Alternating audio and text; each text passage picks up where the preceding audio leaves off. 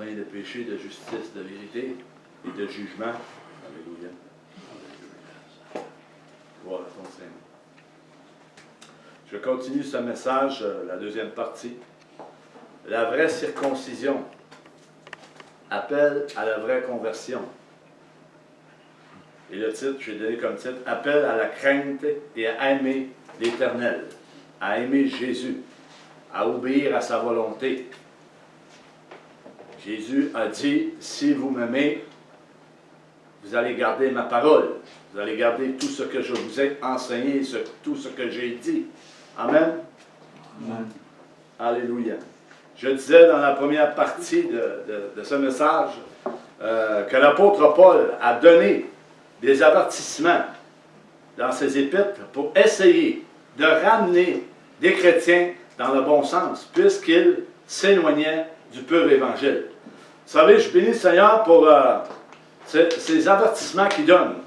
On a eu ce matin des avertissements, alléluia, de sa part, qu'on puisse rester éveillé, qu'on puisse garder sa parole. Dieu nous aime. Je remercie le Seigneur pour ce qui a été dit ce matin. Alléluia. Merci Seigneur. Merci de nous parler, merci de nous avertir parce que tu es un papa qui prend soin de tes enfants. Alléluia. Alléluia. Glory, gloire à toi.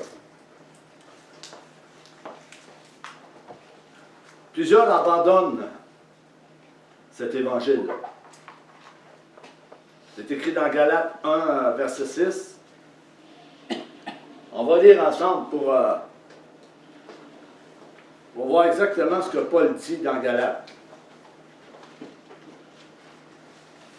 Dans l'Épître aux Galates de Paul, 1, verset 6 et plus.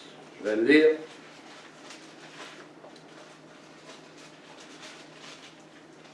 Les Galates étaient inconstants dans leur voie. Ils écoutaient, mais ils ne mettaient rien en pratique. Je m'étonne que vous vous détourniez si promptement de celui qui vous a appelé par la grâce de Christ pour passer à un autre évangile. Paul dit au verset 7, non pas qu'il y ait un autre évangile, mais il y a des gens qui vous troublent et qui veulent renverser l'évangile de Jésus-Christ. Comment ils renversent cet évangile? Mais par la philosophie, la psychologie, comme j'ai parlé dans le premier message, le New Age, il y a même toutes des fausses doctrines, des hérésies, il y a même tout ça, pour éloigner l'enfant de Dieu du chemin de la vérité. 8. Mais quand nous-mêmes, quand un ange du ciel annoncerait un autre évangile que celui que nous vous avons prêché, qu'il soit anathème. Nous l'avons dit précédemment, et je le répète à cette heure, si quelqu'un vous annonce, l'apôtre Paul il donne un avertissement, là. Il dit, si quelqu'un vous annonce un autre évangile que celui que vous avez reçu, qu'il soit anathème. Et il dit au verset 10, et maintenant, est-ce la faveur des hommes que je désire ou celle de Dieu? Est-ce que je recherche à plaire à Dieu? Est-ce que je cherche à plaire à Dieu ou aux hommes? Si je plaisais encore aux hommes, je ne serais pas serviteur de Christ. Vous savez, l'enfant de Dieu a été choisi pas pour plaire aux hommes, pour plaire à Christ. Dire la vérité, marcher dans la vérité. Sans compromis, sans diluer la parole, sans enlever rien de la parole, comme j'ai dit dans la première partie. Et là, on voit dans cette génération que plusieurs enlèvent des choses de la parole de Dieu. Plusieurs enlèvent des choses de la vérité. Et ils ne veulent pas entendre la vérité, ils veulent entendre des choses agréables, des belles choses. C'est un peu normal, hein? Charnellement, qu'est-ce qu'on va entendre? On va entendre des choses agréables. On ne veut pas entendre des choses trop dures qui viennent de la part de Dieu. Comme j'ai toujours dit, un père de famille va reprendre son enfant, quelquefois avec dureté, pour le ramener dans le bon chemin. Il va parler avec sévérité, parce qu'il l'aime. Mais Dieu est pareil avec nous. Dieu est pareil avec ses enfants. Dieu n'a pas changé, il est le même. Allons dans Colossiens 2, 8, versets 8 à 15. On va lire Colossiens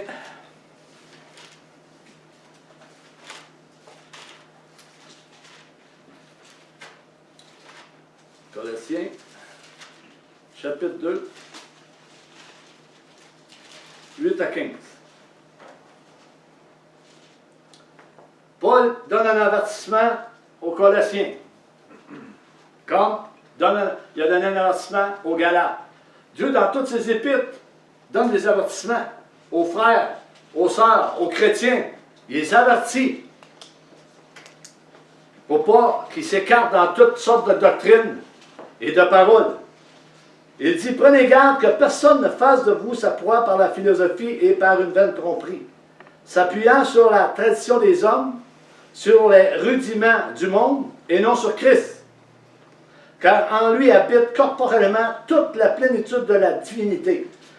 Vous avez tout pleinement en lui, qui est le chef de toute domination et de toute autorité. Vous avez tout pleinement en lui, qui est le chef, Christ, de toute domination. Christ domine sur tout et sur toute autorité qui a été établie sur la terre comme dans le ciel, en partant du pasteur jusqu'à la brebis. Dieu a l'autorité sur tout. Et c'est en lui que vous avez été circoncis d'une circoncision que la main n'a pas fait, mais de la circoncision de Christ. C'est Christ qui nous a circoncis à la croix du Calvaire, qui consiste dans le dépouillement du corps de la chair. 12. Ayant été ensevelis avec lui, par le baptême, vous êtes aussi ressuscités en lui et avec lui, par la foi en la puissance de Dieu, qui l'a ressuscité des morts.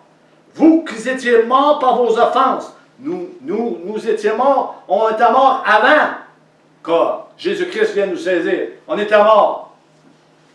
Et par l'incirconcision de votre chair, il vous a rendus à la vie avec lui, en nous faisant grâce pour toutes nos offenses. Il a effacé l'acte dont les ordonnances nous condamnaient et qui subsistaient contre nous. Et il l'a détruit en le clouant à la croix. Verset 15. Il a dépouillé les dominations et les autorités. Il les a livrées publiquement en spectacle, en triomphant d'elles par la croix. Jésus a tout mis à nu. Il a tout mis le péché à nu, il a tout mis l'hypocrisie à nu, il a tout mis le mensonge à nu, il a tout mis à nu Jésus-Christ quand il est venu. Alléluia. Gloire à toi, Seigneur. Il y a une parole que je veux dire. Quoi de mieux qu'un faux évangile pour conforter les faux croyants dans le mensonge et loin de la vérité? Le faux évangile met le pourceau à l'aise, croyant qu'il est une brebis, tout en se roulant dans la boue. Ces paroles viennent de Paul Washer. Je ne sais pas si vous connaissez. Paul Washer, c'est un prophète de Dieu, puis il enseigne la même chose que nous autres. Il n'est pas aimé nulle part non plus. Ses messages ne sont pas reçus non plus. Mais gloire à Dieu. Dieu se sert de cet homme, il se sert de chacun d'entre nous pour apporter la vérité. Il faut apporter la vérité pour qu'on marche sur le chemin que Christ a marché. Il faut qu'on soit les imitateurs de Paul, comme Paul est imitateur de Christ. Amen. Amen. Gloire à toi, Seigneur Jésus. Gloire à ton Seigneur. On était rendu ici. Voici ce que Jésus déclare aux scribes et aux pharisiens en disant à ceux qui se disent sages: est-ce qu'il y aurait des pharisiens, Seigneur, dans ce siècle dans lequel nous vivons? Est-ce qu'il y aurait des pharisiens et des scribes qu'on ne discerne pas et sont au milieu de nous? Est-ce qu'il y aurait ça au milieu de nous, des pharisiens et des scribes? Comme dans le temps de Jésus, qui empêchait, puis qui se disait sages aux yeux du peuple. Eux se disaient sages, eux connaissaient tout, ils savaient tout, mais le peuple ne savait rien, eux. Ils se disaient sages. Est-ce qu'il y aurait des pharisiens dans le siècle dans lequel nous vivons et des scribes? Je crois que oui, moi. Ceux qui se disent sages. 1 Corinthiens 1,25. La parole de Dieu dit, écoutez bien ceci, car la folie de Dieu, c'est drôle, Dieu, il y a une folie Dieu, il y a une folie. Car la folie de Dieu est plus sage que les hommes. La folie de Dieu est plus sage que les hommes. Et la faiblesse de Dieu est plus forte que les hommes. La folie de Dieu est plus sage que les hommes. La prédication de la croix est une folie pour ceux qui périssent. Mais elle a une puissance pour ceux qui sont sauvés, ceux qui connaissent le Seigneur Jésus-Christ. Les scribes et les pharisiens ne connaissaient pas Jésus. Pas tout. S'ils l'auraient connu, ils ne l'auraient pas crucifié. C'est par jalousie qu'ils l'ont crucifié. Ils ont crucifié le Messie. Quelques-uns l'ont reconnu. Quelques Juifs l'ont reconnu du temps. Mais pas tous. Eux se croyaient sages. Regardez bien qu'est-ce qu'il dit. Jésus connaît le cœur de l'homme et il dit. Est-ce que Jésus connaît le cœur de l'homme? Oui. Il connaît chacun de nos cœurs ici ce matin. Puis on ne peut rien cacher devant Dieu ce matin devant lui. Rien. On ne peut rien y cacher. Dans l'évangile de Matthieu 23, 13, il parle aux scribes et aux pharisiens. Malheur à vous, scribes et pharisiens hypocrites. Est-ce que Jésus a retenu sa langue quand il a parlé aux pharisiens et aux scribes en leur disant la vérité? Qu'est-ce qu'il avait dans le cœur? Est-ce que l'Esprit de Dieu, dans le temps que nous vivons, va se retenir pour dire ce qu'il y a dans le cœur de l'Église? Non, il ne se retiendra pas. Il va reprendre, il va corriger, il va arracher, il va instruire pour le bien de son Église. Il ne retiendra rien. Jésus n'a rien retenu. Quand il avait quoi dire, il disait. Puis en plus, qu'est-ce qu'il disait? Il recevait ce que son père lui disait de dire. Dis-leur, c'est une gang d'hypocrites, eux autres. Dis-leur. Je veux que tu les dises. Oh boy, Jésus était homme comme nous, mais il était Dieu aussi. Donc, Jésus peut nous parler à chacun d'entre nous. OK? Il peut dire à mon frère Guy, Guy, il faut que tu dises ça. Boy. Tu veux que je dise ça, Seigneur? C'est, tu sais, charnellement, il dit, mais, ça va être dur à dire, ça, Seigneur, s'il faut que je dise ça. Mais ça parle de l'obéissance. Obéir à Dieu au prix de notre vie. Jésus a payé le prix. Puis on doit marcher la même chose, frère et sœur. Pareil comme Jésus. Fait qu'il parle aux scribes et aux pharisiens. Il n'a pas retenu sa langue, il n'a pas retenu sa parole. Il a dit il voyait qu'est-ce qu'il voyait dans le cœur des scribes et des pharisiens. Parce que vous fermez aux hommes le royaume des cieux. Vous n'y entrez pas vous-même et vous n'y laissez pas entrer ceux qui veulent entrer. On ne voit pas ça dans cette génération. Plusieurs enfants de Dieu ont été empêchés de manifester ce que Dieu a placé en eux. Soit les dons, soit les ministères, ils ont été empêchés de faire l'œuvre de Dieu par des hommes, par la désobéissance, par la part des hommes. Je l'ai dit tantôt, on n'est pas là pour plaire aux hommes, on est là pour plaire à Dieu, à Christ, au prix de notre vie. Beaucoup d'autorités ont arrêté l'enfant de Dieu de manifester ce que Dieu a mis au milieu du corps de Christ. Et ça, eux vont en rendre compte pour ça. Plusieurs ont étouffé l'esprit de Christ et vont en rendre compte de toutes ces choses. Ceux qui marchent de cette manière marchent dans des traditions charnelles et empêchent l'entrée du royaume à ceux qui veulent y entrer par toutes sortes d'obstacles. Ils vont se justifier sur toutes sortes de choses. Je parle de ceux qui sont en autorité, soit en autorité, les dirigeants ou les leaders, peu importe. Ils ont empêché la croissance spirituelle de l'enfant de Dieu pour qu'il puisse entrer dans leur royaume. Et il y en a qui gardent injustement la vérité captive en eux. Eux vont en rendre compte. Ils savent. Mais ils gardent ça captif. Par intérêt, par vente paresseux, comme j'ai dit la semaine dernière, le prophète il l'a déclaré, vente paresseux, hypocrite que tu es, dis tous des mensonges que tu dis, que tu apportes. Tu laisses pas libre le peuple de Dieu de s'exprimer spirituellement. Alléluia. Matthieu 16, 22. Je vous donne un exemple dans la parole de Dieu avec Pierre. Pierre a voulu empêcher Jésus de se rendre à la croix. Pourquoi? Pourquoi Pierre a empêché Jésus de se rendre à la croix? Parce que Pierre était charnel. Il était charnel. Satan s'est servi de Pierre pour empêcher Jésus de se rendre à la croix.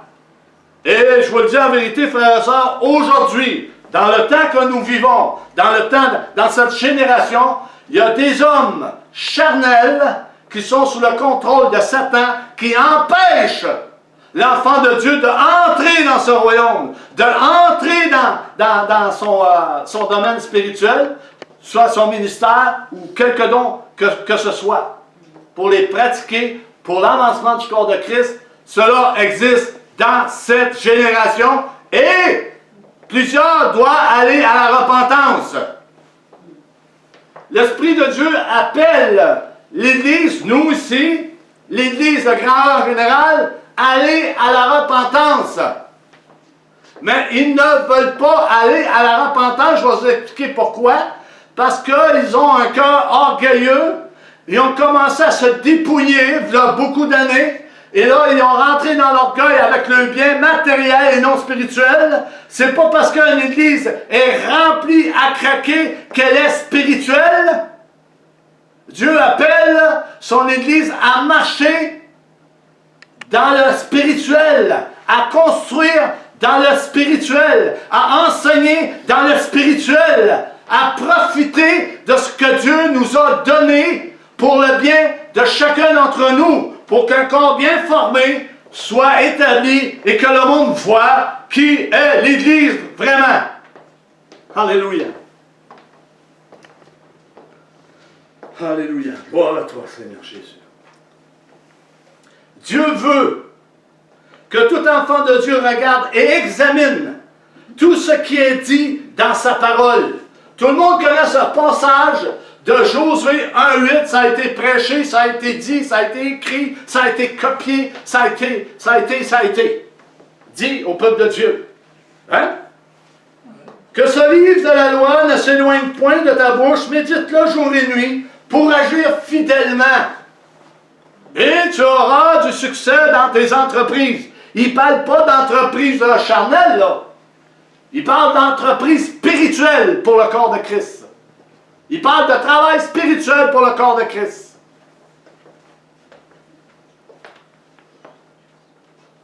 Et dans ce passage, il parle de la Genèse jusqu'au Deutéronome. Jusqu'au Deutéronome. Médite-le, qui veut dire, prends le temps d'y réfléchir. Attarde-toi dessus. Chaque portion des Écritures, frères et sœurs, à leur disposition et vont toujours représenter la principale nourriture spirituelle pour un enfant de Dieu, puis pour un serviteur de Dieu. Comme fut Job, ceux qui prennent des notes, Job 23:12. Comme le psalmiste le dit dans le psaume 1:3. Comme Jérémie 15:16. On va lire Jérémie 15:16, c'est intéressant. Lorsque Jérémie parle. Jérémie 15:16. Et on doit être comme, je pourrais dire, comme des Jérémies ce matin. Alléluia. Jérémie 15:16. J'ai recueilli tes paroles et je les ai dévorées.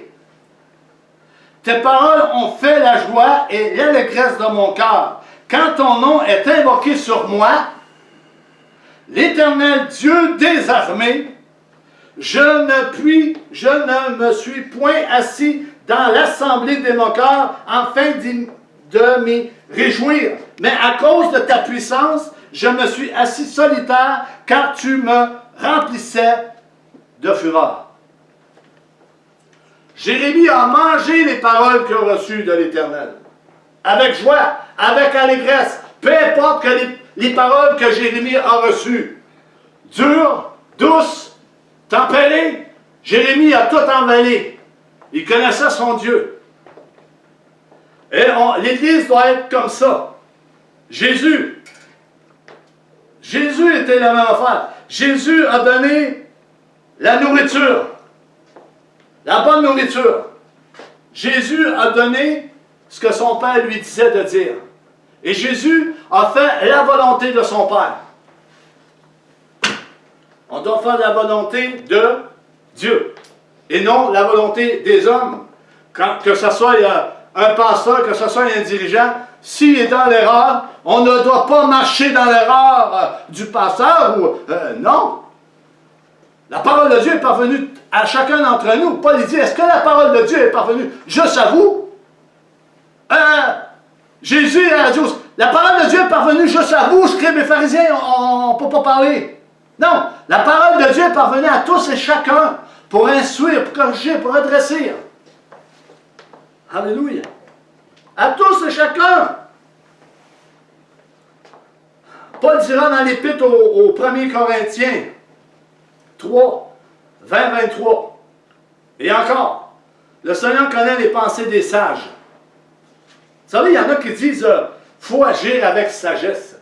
Mais la sagesse de Dieu, c'est de la folie. Ils disent des choses qu'ils ne savent même pas ce qu'ils disent. Il faut agir, faut être sage. Oui, là, tu me parles de la sagesse humaine. Mais la sagesse de Dieu, c'est de la folie. Si on marche charnel, on ne peut pas comprendre la sagesse de Dieu. Parce que c'est de la folie pour la chair. Alléluia. Il sait qu'elles sont vaines. Le Seigneur connaît la pensée des sages. Il sait qu'elles sont vaines. La sagesse des sages sont vaines. C'est vain. Alors que personne donc ne mette sa gloire dans les hommes, car tout est à vous. Verset 22. Soit Paul, soit Apollos, soit Céphas, soit le monde, soit la vie, soit la mort, soit les choses présentes, soit les choses à venir. Tout est à vous. Verset 23. Et vous êtes à Christ, et Christ est à Dieu. Le message, le point principal du message, c'est ces paroles. Prenez garde que personne ne fasse de vous sa proie par la philosophie et par une vaine tromperie, s'appuyant sur la tradition des hommes. Et combien on peut s'asseoir sur ces traditions d'hommes. Et combien il y en a des traditions d'hommes dans cette génération d'Église. Ça n'a pas décollé encore. Il y a plusieurs choses qui est là encore, qui est pratiquée encore. C'est des traditions d'hommes. Dieu veut qu'on marche dans sa volonté. Et la philosophie est en train de prendre beaucoup de place au milieu de l'Église. Et le nouvel âge prend beaucoup de place aussi. Tout est correct, tout est beau. Tout est manifeste. Des lumières, des musiciens extraordinaires, des tribunes extraordinaires, des choses extraordinaires. L'Église moderne aujourd'hui offre tous les services que le monde offre. Il n'y a pas de différence. L'Église moderne, écoutez-moi bien là, il y en a des grosses églises là, au Québec. Ils vont offrir la même chose que dans le séculier, la même affaire. Il n'y a pas de différence.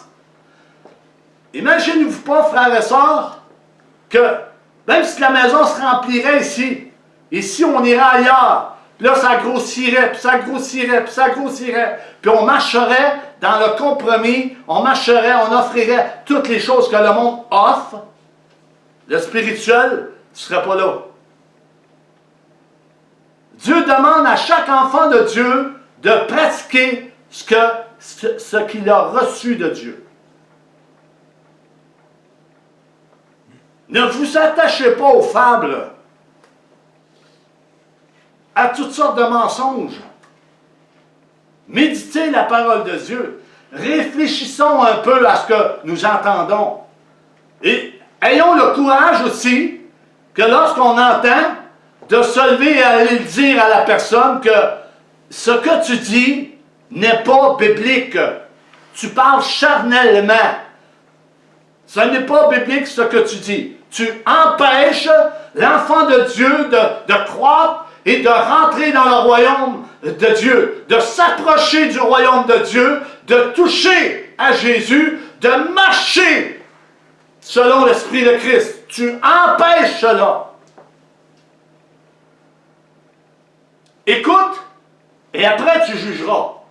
Mais aujourd'hui, il n'écoute plus, il juge tout de suite. Écoute. Tu jugeras après, si la parole vient de Dieu. Ça, c'est de la folie de Dieu. Ça, c'est de la sagesse de Dieu. Ça. On attend, on écoute, on attend. Ça a l'air fou, là. La foi, écoute, qu'est-ce qu'il vient de dire? Voyons, ça n'a aucun sens, ça n'a pas de bon sens. Mais là, ça, c'est la folie, c'est la sagesse, la folie de Dieu, ça. L'être humain ne peut pas comprendre ça. Mais celui qui marche spirituellement va comprendre ce qu'il entend. Il sait. Il sait, c'est écrit dans la parole pour ça. Il sait qu'est-ce qui est écrit dans la parole. Amen. Fait que l'Esprit, quand il parle, il n'ira jamais en dehors de sa parole. Il va rester dans sa parole. Il va rester dans la parole de Dieu. Parce que c'est son plan. Amen. Ça a été écrit, ça va s'accomplir. C'est Dieu qui parle. C'est Dieu qui va agir. Ce n'est pas un homme qui va agir. Et Dieu ne donnera pas sa gloire à un homme. Je l'ai dit dans la première partie. Oubliez ça. S'il y en a qui pensent que Dieu s'est choisi un homme ici au Québec, au Canada, aux États-Unis, peu importe sa terre, ils font erreur. Dieu a choisi des pierres vivantes et ça comporte le corps de Christ au complet. Au complet. Le moins considéré, il est considéré par Dieu. Il est élevé au-dessus de celui qui se glorifie, puis qui marche dans l'orgueil, puis la jalousie, puis qui ne laisse pas croître le corps de Christ. Lui est justifié. Alléluia. Amen. Alléluia. Paul, par son enseignement, démontre que la sagesse humaine ne peut sauver, ni bâtir une église, ni même empêcher sa croissance. Comme je disais, aujourd'hui, on peut voir des églises, dans Colosse, Galates, Corinthiens, on peut en nommer des églises, il y avait du monde, il y avait des mélanges de païens, de juifs là-dedans, et de barbares, toutes sortes de personnes qui étaient là. L'église était pleine, tout ça. Ça veut rien dire, ça. Si l'esprit n'est pas libre de s'exprimer au milieu de son propre corps, c'est zéro. On aura beau faire des programmes, on aura beau donner de la nourriture aux gens à l'extérieur, on aura beau, puis on aura beau, puis on aura beau. Si on n'a pas l'Esprit de Christ qui est en fonction dans le corps de Christ, c'est zéro. Parce que c'est son corps. Puis la tête, c'est Christ, c'est lui. Fait qu'ils ont mis Christ dehors, puis moi je suis capable, c'est moi Dieu, puis c'est moi qui va faire ça. Ils ne consultent pas Dieu réellement, ils ne méditent pas nécessairement, bon ben Dieu, qu'est-ce qu'il pense de ça? Il veut ça ou il ne veut pas ça? Les émotions, ça peut faire beaucoup de choses. Ça peut faire grandir une église incroyable, les émotions, ça je peux vous le dire. Ça va commencer par là. Il faut faire attention, frère et sœurs. La philosophie fait partie des émotions. Le nouvel âge fait partie des émotions, des fausses émotions. Pas des vraies, c'est des fausses émotions. Bâtir une église, même empêcher sa croissance. La croissance spirituelle doit être présente. Je parle de l'amour de tous les dons que le Seigneur a placés au milieu du corps de Christ. L'apôtre Paul dira ceci dans 1 Corinthiens 14, 1. Recherchez l'amour, aspirez aussi aux dons spirituels. Il dit aspirez aussi aux dons spirituels. Combien savent qu'il y a beaucoup de dons spirituels que Dieu a placés au milieu du corps de Christ? Il y en a beaucoup, il n'y en a pas juste un, là. Il y en a beaucoup. Mais l'amour va avec ça aussi. Tous les attributs de Dieu, pour avoir l'amour de Dieu, il faut avoir tous les attributs de Dieu pour exercer ses dons.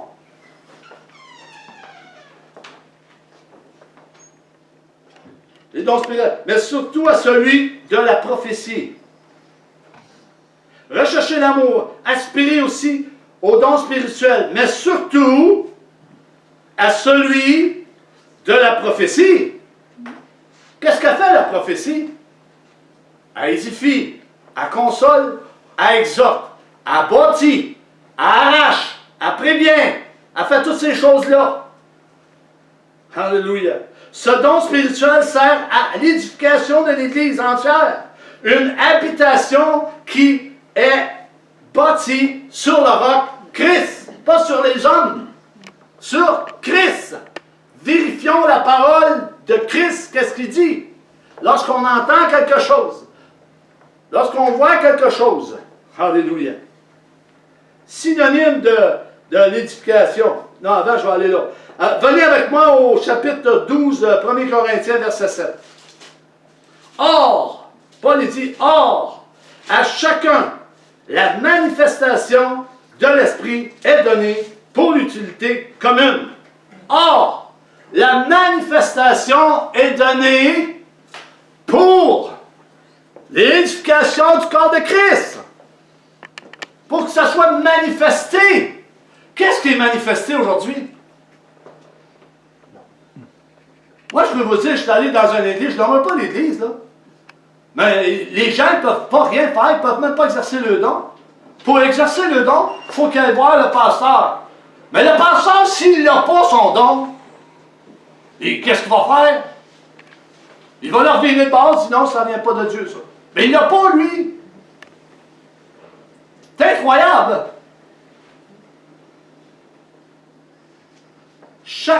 Dieu a placé chaque pierre en ordre dans le corps de Christ. Pour édifier, puis pour faire croître, etc., etc. Mais la nature charnelle, la nature charnelle ne veut pas ces choses. Satan ne veut pas ces choses. Il veut détruire ça, lui. C'est sûr qu'il veut détruire ça, lui. Il dit, ils ne s'accorderont pas, les autres, c'est sûr, certains. Là. Non, non, non, non. Je vais mettre dans son cœur de la jalousie. S'il n'est pas conscient de son appel, s'il n'est pas alerte, bien, je vais y mettre de la jalousie, je vais y mettre de l'orgueil pour l'empêcher, comme Pierre a fait avec Christ. Je vais l'empêcher d'aller à la croix. Je vais l'empêcher d'exercer son ministère. Parce que je sais qu'il y en a un ministère, puis ce ministère qui est là, il est bon pour le corps de Christ, pour qu'il y ait un avancement, une croissance, pour qu'il y ait justement des guérisons, des délivrances, puis pour qu'il rentre dans le royaume des cieux, avec joie, heureux. Les gens ne sont pas heureux au milieu de l'Église. Pourquoi ils ne sont pas heureux? Il y en a qui ne sont pas heureux au milieu du corps de Christ. Parce qu'ils ne sont pas libres. Pourtant, Dieu a donné la liberté. Or, le Seigneur, c'est l'Esprit. Et là où est l'Esprit du Seigneur, là, la liberté, 2 Corinthiens 3, 17. Mais ne faites pas de cette liberté un prétexte pour vivre selon la chair. J'aime ça, vivre selon la chair. J'ai déjà entendu ça. J'aime ça, vivre selon la chair. Je peux faire tout ce que je veux. Ben, Dieu nous appelle à marcher selon l'Esprit. Y a-tu donné son esprit en vain, Christ, coudonc? Alléluia. Gloire à toi, Seigneur. Alléluia. Or, à chacun, la manifestation de l'Esprit est donnée pour l'utilité commune. La manifestation de l'Esprit a été étouffée. Ils ont étouffé l'Esprit de Christ. Bien que souvent, on étouffe l'Esprit de Christ. Parce qu'on n'est pas conscient, on n'est pas alerte, on ne veille pas, on ne prie pas, on ne lit pas, on ne consulte pas Dieu. On n'est pas alerte. Puis là, dans notre nature charnelle, on veut tout arrêter ça. Nous autres, on va prendre la décision que non, non, ça ne vient pas de Dieu, ça là, mais ça vient de Dieu. La folie de Dieu, là, la sagesse humaine, elle ne peut pas comprendre. L'homme animal ne peut pas recevoir les choses de l'esprit. Et si l'Église marche selon la chair, ne peut pas recevoir les choses de l'esprit. Alléluia. C'est comme, je vais donner un exemple. Dieu a donné ses dons pour qu'ils soient manifestes, qu'ils soient pratiqués, qu'ils soient donnés pour le perfectionnement des saints et pour l'utilité du corps de Christ par la connaissance, par l'âge en l'air, etc., etc. Tout le monde connaît ça. Les 9 dons connaissent. C'est comme si tu empêcherais un mécanicien de se servir de ses outils.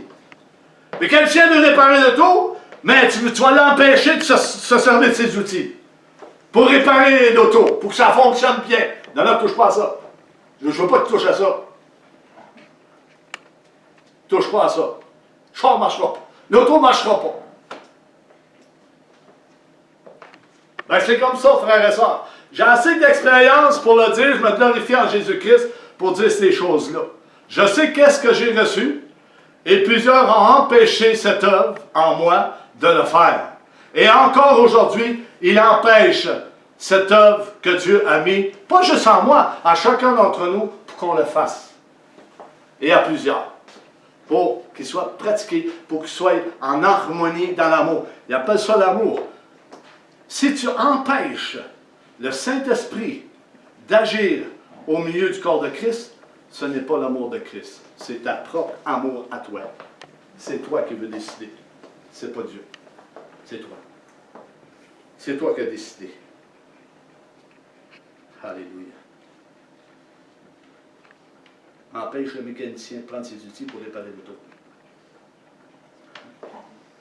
Puis la philosophie de ce monde, puis la psychologie de ce monde, puis le culte des ténèbres, les démons, sont là pour empêcher l'enfant de Dieu de se rendre au trône. C'est sa job. Et bien souvent, les serviteurs sont vulnérables. Chaque serviteur, les dirigeants de l'Église, les pasteurs sont vulnérables à ces choses. Ils sont très vulnérables. Satan les connaît. Ils sont vulnérables. Et il y en a qui veulent jouer au pasteur puis aux dirigeants. Je vais vous donner un exemple de la parole de Dieu. Paul, Apollos, il était serviteur de Christ.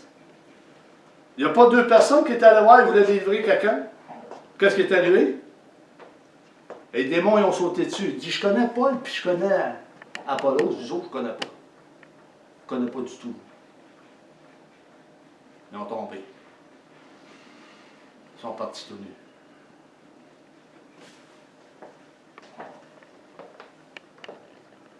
Oh, alléluia. Psaume 94, 11. L'Éternel connaît la pensée des hommes. Il sait qu'elles sont vaines. Nous ne devons pas mettre la gloire de Dieu dans les hommes, frères et sœurs. La croissance de l'Église n'est pas portée au compte d'un certain serviteur, comme certains le prétendent, comme l'apôtre Paul l'exprime. Je vais répéter ça pour qu'on comprenne comme il faut. Dieu ne donnera pas sa gloire à un homme. Nous ne devons pas mettre la gloire de Dieu dans les hommes. La croissance de l'Église n'est pas portée au compte d'un certain serviteur, comme certains le prétendent. Comme l'apôtre Paul l'exprime au verset 22 du chapitre 3 de l'Épître aux Corinthiens, 1er Corinthiens. La croissance ne dépend ni de Paul, ni d'Apollos, ni de Céphas, ni d'autres serviteurs. Ça dépend de Dieu. Dieu seul, l'Éternel, Jésus-Christ, le Saint-Esprit. Ça dépend de Dieu seul, pas d'un homme. Écoutons bien. Il y en a qui le prétendent. Beaucoup le prétendent qu'un homme peut mener l'Église à sa croissance. Ce n'est pas l'homme qui va mener l'Église à sa croissance. Même si c'est spirituel. C'est Dieu. Paul l'a répété à plusieurs reprises. C'est pas moi, c'est pas Apollos, c'est pas Céphas. C'est Dieu qui fait l'œuvre en nous. Eux, c'était des pêcheurs de poissons. Puis Dieu les a choisis. Il dit, je vous choisis, nous autres, pour faire des pêcheurs d'hommes. Mais comment on va faire ça, Seigneur? Inquiétez-vous pas. On va m'arranger avec ça. Inquiétez-vous pas de ça. C'est moi qui vais le faire en vous. Puis je vais vous donner la capacité de le faire. Mais la gloire ne revient pas à un homme. La gloire ne revient à Dieu. À Dieu seul.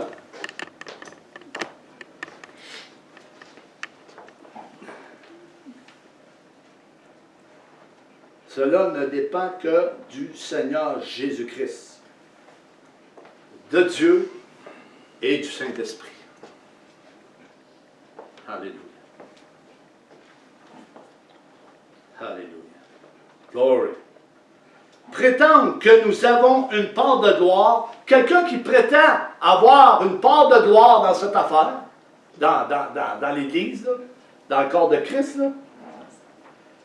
là, une part de gloire plus grande en soi ne revient pas seulement à avoir des revendications insensées, mais c'est un péché. C'est un péché. Lorsqu'ils font du favoritisme, les hommes, ben c'est péché. Lorsqu'ils dénuent la parole de Dieu, mais c'est péché. Lorsqu'ils mentent au peuple de Dieu, mais c'est péché.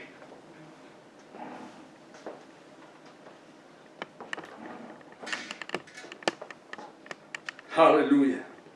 Le monde, bien que l'univers soit temporairement livré entre les mains de Satan, il reste l'ouvrage de Dieu qui le donne en possession aux croyants. Jean 5, 19. Nous savons que nous sommes de Dieu. Est-ce que les gens ici ce matin savent qu'on est de Dieu? Si on ne serait pas de Dieu, on ne serait pas ici. Puis on n'écouterait pas. Puis on lirait pas. Puis on prierait pas. Puis on chanterait pas. Puis on louerait pas. Puis on témoignerait pas. Puis on peut en mettre. Ne mettrait pas à bégayer comme Moïse, là. On peut en mettre. Alléluia. Nous savons que nous sommes de Dieu et que le monde entier est sous la puissance du malin. Est-ce que le monde entier est sous la puissance du malin, frères et sœurs? Oui! Mais est-ce que nous, on prend garde à ça? Jésus, quand il dit, celui qui quittera son père, sa mère, ses enfants, sa fille, etc., il énumère tout ça. Savez-vous que cette parole-là, plusieurs la trouvent sévère, mais c'est une vérité. Parce que si on fréquente nos pères régulièrement, nos filles, nos fils, et etc., qui sont dans le péché, ben nous mangeons avec eux. La parole dit, ne mange même pas avec eux. C'est sévère à peu près, ça? Frères et sœurs? Je parle pas moi aussi, là. C'est sévère. Pourquoi on trouve ça sévère? Ben, c'est parce que dans la nature charnelle, nos émotions l'emportent sur le spirituel. On est mieux de prier pour nos enfants, nos pères, nos mères, etc., que de s'associer avec eux choses. C'est une parole qui est vraie, ça. Ben, voyons donc. Voyons donc, là. Tu vas bien trop loin avec ça, là. Arrête ça tout de suite. Mais on dira ça à Jésus, mais qu'on le rencontre. Ben, Seigneur, voyons. Mon père, ma mère, puis tout ça. Voyons. Seigneur.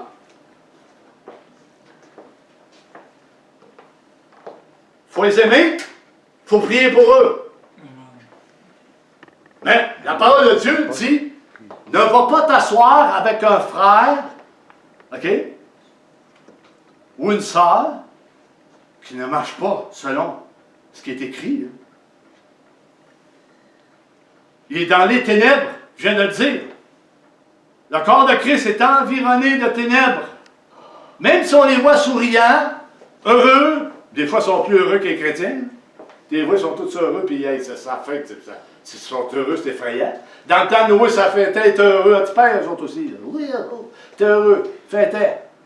Qu'est-ce qui est arrivé? Bang! La porte s'est fermée, bonjour, s'en va. La philosophie de ce monde, le New Age, va emporter une partie de l'Église dans cette corruption. Corruption, pourriture de ce monde. De la boue. Alléluia.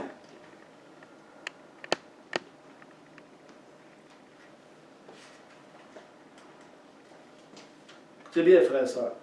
La certitude de la victoire sur le péché et sur Satan est que nous sommes de Dieu. Hein? La certitude que nous avons la victoire sur le péché et sur Satan, c'est que nous sommes de Dieu. Nous appartenons à Christ. Nous appartenons à un royaume qui n'est pas semblable, qui n'est pas comme celui qui est présent sur la terre. Nous appartenons pas aux hommes charnels. Nous appartenons aux hommes spirituels et aux femmes spirituelles, corps de Christ spirituel. Ils veulent tellement faire le bien au milieu de la génération en donnant ci, en donnant ça, en faisant ci, en faisant ça, qu'ils se font prendre au piège eux-mêmes. Parce qu'ils n'agissent pas selon ce que dit la parole de Dieu. Il dit de pourvoir aux pauvres. Pourvoir aux pauvres qui est dans le corps de Christ. Avant. Il y en a des pauvres dans le corps de Christ, c'est plein. C'est plein qui crevent, qui n'ont rien. Puis ils ne sont pas enseignés. Puis ils sont détruits par les hommes. C'est les hommes qui détruisent tout. Pas Dieu qui détruit, là. Pourquoi Dieu fait ceci? Pourquoi Dieu? C'est pas Dieu qui fait ça, c'est vous autres qui faites ça.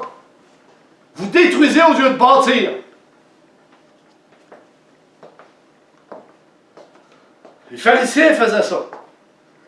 L'appartenance à Dieu constitue la quatrième certitude du croyant, selon Jean. Il n'existe que deux sortes de personnes dans le monde. Il n'existe que deux sortes de personnes dans le monde, frères et sœurs. Deux sortes. Les enfants de Dieu et les enfants du diable. Non? Oui. Soit au système mauvais de ce monde, sont attachés après ce système mauvais de ce monde, qui est le domaine de Satan.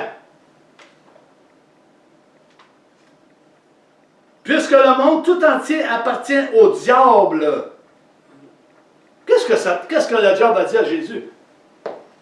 Si tu te prosternes à mes pieds, je vais te donner tout ce qui m'a été donné. Tous les royaumes de la terre, je vais te les donner. Deux sortes de personnes dans ce monde. Le monde tout entier appartient au diable. Les croyants doivent veiller et ne pas se laisser contaminer. Parce que plusieurs se font contaminer par cette hérésie, cette philosophie de faux docteurs, de faux pasteurs, de faux frères. Plusieurs se font contaminer. Ils ont l'apparence de la piété, mais ils en renient ce qui en fait la force.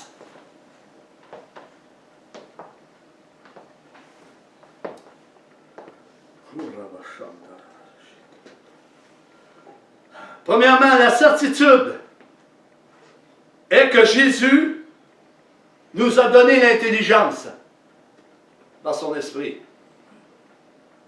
Deuxièmement, deuxième certitude, nous savons que nous sommes dans le Dieu véritable, Jésus. Troisième certitude, c'est que lui, c'est lui qui est Dieu, le véritable, Jésus.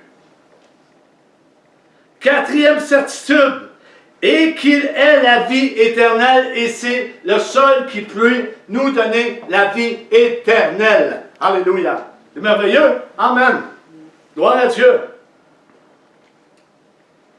Éphésiens 2, 1, 2. Paul dira, je termine avec ceci. Vous étiez morts par vos offenses et par vos péchés, dans lequel vous marchiez autrefois, selon le train de ce monde, selon le prince de la puissance de l'air. On était de ces membres-là, nous, des enfants rebelles du diable, de l'esprit qui agit maintenant dans les fils de la rébellion. Et ceux qui sont rebelles, ils sont rebelles à la parole de Dieu, à ce que la parole de Dieu dit. Ils ne sont jamais contents de ce qu'ils entendent. Ils aiment entendre des choses agréables, comme Paul dit dans ses épîtres. Il va venir un temps, des temps difficiles, il va y avoir de l'angoisse. Il va y avoir un temps que les hommes ne supporteront plus la sainte doctrine. Puis la sainte doctrine touche Christ. Puis Christ habite en nous. Amen. Amen. Merci Seigneur pour ta parole. Merci Seigneur pour cette réunion. Que tu puisses bénir mes frères et mes sœurs sur leur retour. Que tu puisses bénir la nourriture. Dans le nom puissant du Seigneur Jésus-Christ, je vous salue tous. Amen. Amen.